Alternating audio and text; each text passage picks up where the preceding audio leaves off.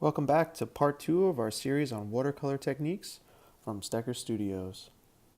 In part 2, we're going to be practicing the techniques glazing, dry on dry, otherwise known as dry brush, lifting wet paint, and lifting dry paint.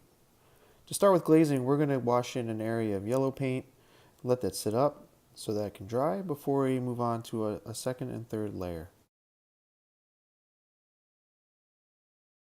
While our glazing square is drying, we're going to prepare another section for lifting dry paint. We're going to wash in another square using blue paint and let it dry so that we can come back to it later on and lift up the paint once it dries.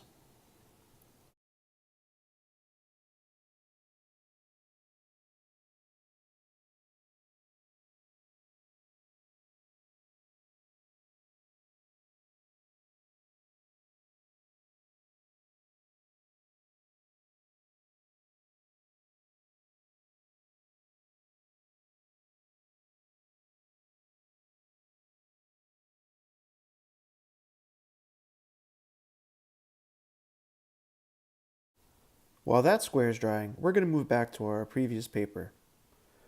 We're moving on to dry, which is also known as dry brush. For this technique, we're going to start with our clean brush, dip it into a bit of water, and then vigorously squeeze the water out of the brush. We're going to dip our brush into some brown paint.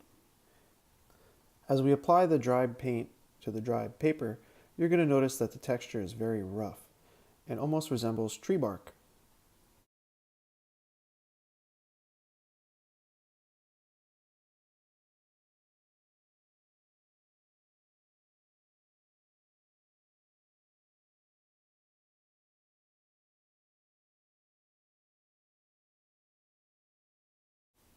Because we're still waiting for glazing and lifting dry paint to dry, we're going to move on to lifting wet paint.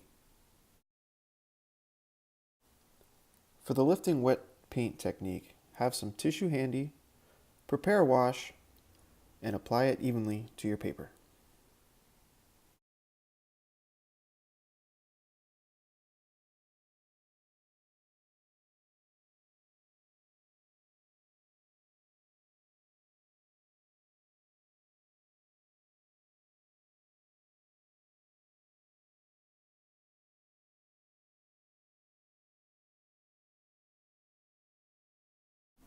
Before your wash has a chance to dry, wad up some tissue or paper towel and dab it into your paper, removing color. The resulting texture resembles fluffy white clouds.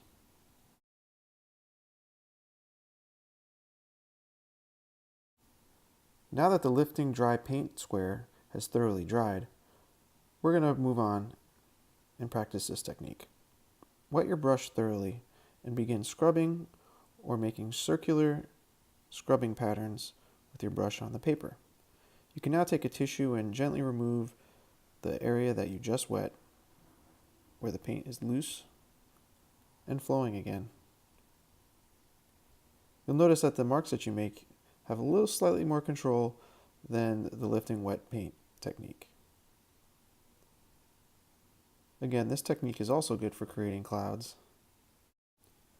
Switching back to our first paper, we're going to finish up with glazing.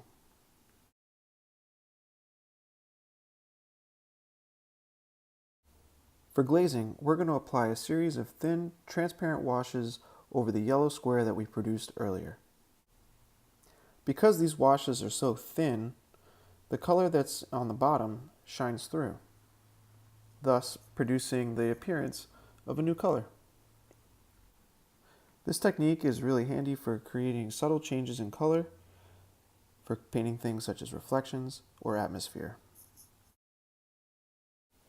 Glazing is also useful for testing the transparency of your colors and also testing to see how colors interact and mix. This is our final technique in this part of the series. Thank you for watching. I want to give a shout out to all the ARB students watching this video and subscribing in South LA. Watercolor can often be a difficult medium to learn. Practicing these techniques will help you to develop control over how much water is in your brush, paint, and on your paper, while giving you the confidence to paint all kinds of fun subjects. Keep an eye out for part 3 of this series on watercolor techniques. Coming soon from Stecker Studios.